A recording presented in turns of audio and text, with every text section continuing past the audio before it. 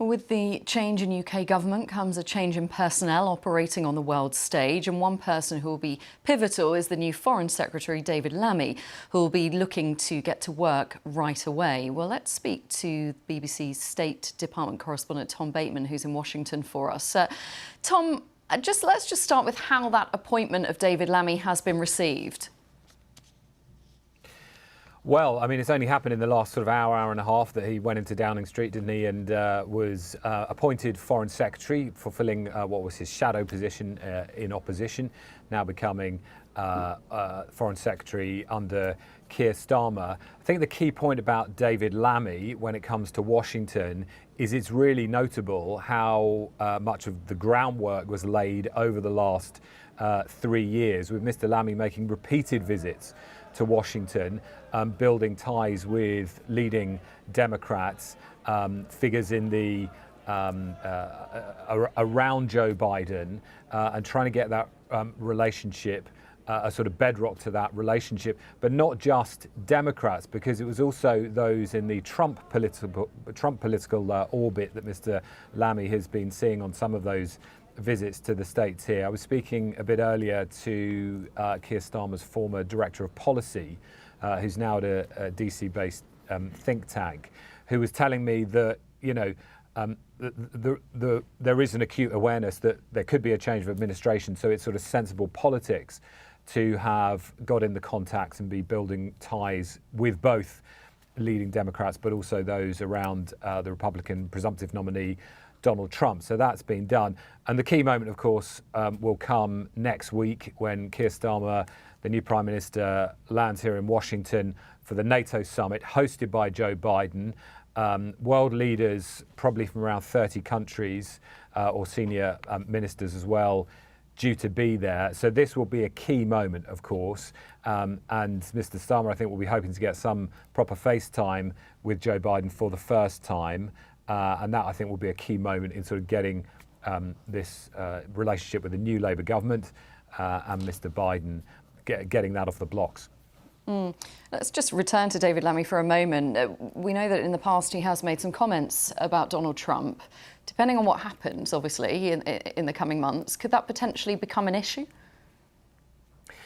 Well, I think he's not the first politician to have said at previous points to say things about Donald Trump that Donald Trump certainly wouldn't like.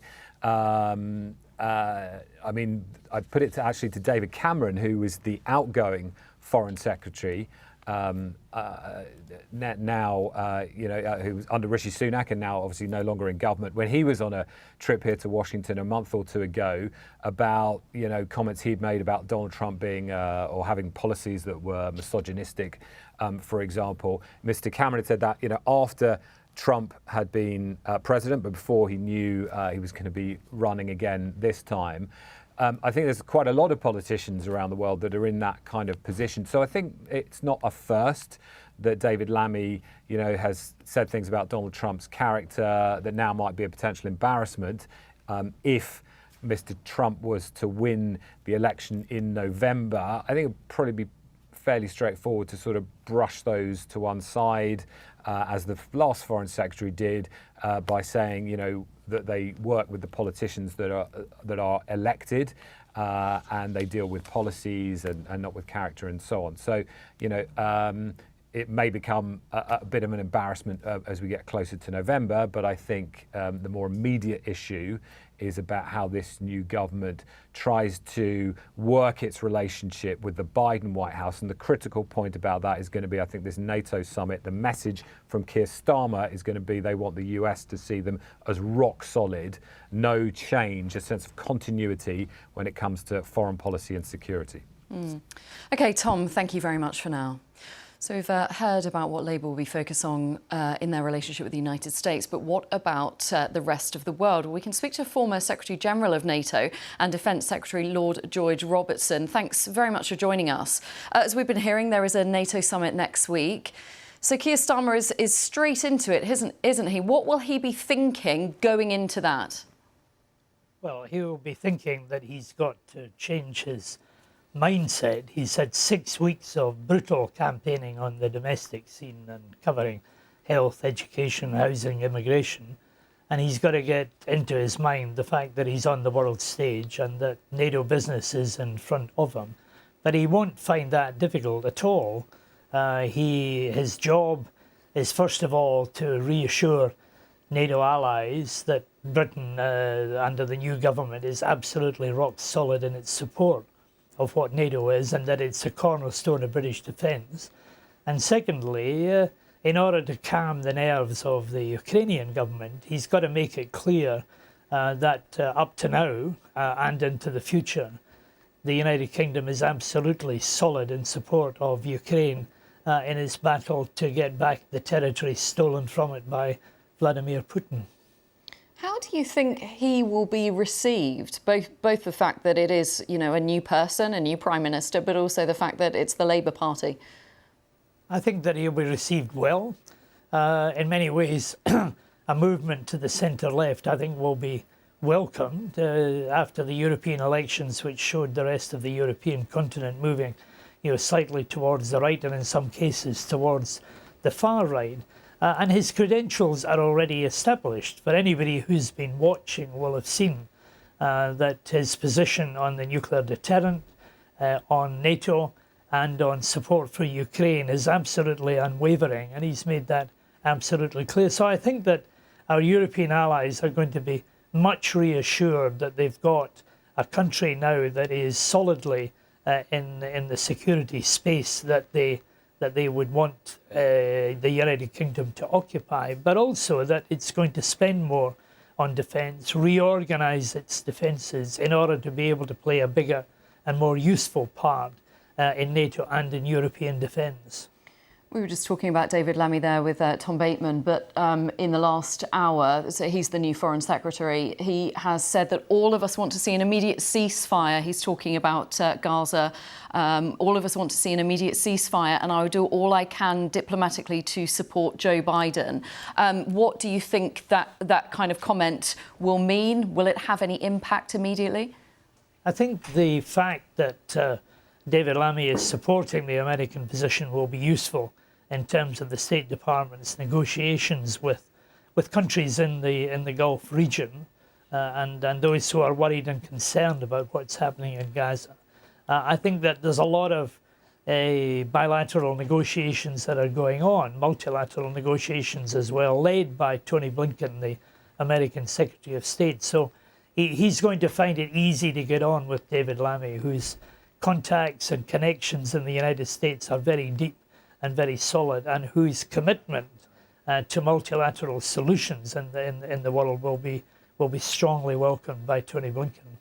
We've heard that he's been having meetings on both sides in the US as we approach that election there. We know that we were talking about those comments that he's made in the past about Donald Trump. Does that concern you about his presence in the diplomatic field? No, David Lammy is quite robust sometimes in the opinions that he expresses, but then so does Donald Trump. And I think in a way they might find it, if that came to the bit, and if he was elected, if Donald Trump was elected, and that is not a given, he will find a kindred spirit and somebody who speaks his mind. And David Lammy, John Healey, the government as a whole will have to live with whatever the American people choose to have as their leader. And that often has little or nothing to do with pre-election rhetoric. We've come to know that with Donald Trump himself. What he says in the pre-election period is not necessarily what he does afterwards. But we await the verdict of the American people just as they have awaited the verdict of the British people overnight. Do you think Labour potentially has any role in bringing European countries together? One of the next meetings that Prime Minister Starmer will have will be the week after next, which is the European Political Community meeting at Blenheim Palace, Churchill's old residence. And that brings together all of the European countries, whether they're in the EU or NATO.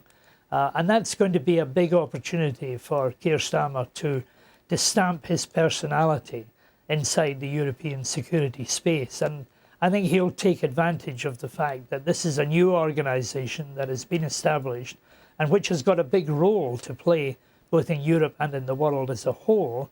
And that's another stage on which he will be able to play a part, and a significant part as well. Just briefly, if you can, there was some criticism of Sir Keir Starmer during the campaign that he didn't kind of reveal much about himself, his personality. Are you very confident in his role going forward? I think more words and more film mileage has been given to Keir Starmer. He is a solid, respectable and highly professional individual with enormous ability and capability, and I think that is why the British people made the choice to have him as Prime Minister of this country. And I think in the next few weeks the British people will begin to see the character of the man that they've chosen to be Prime Minister. OK, we'll have to leave it there. Lord George Robertson, thank you very much for your time.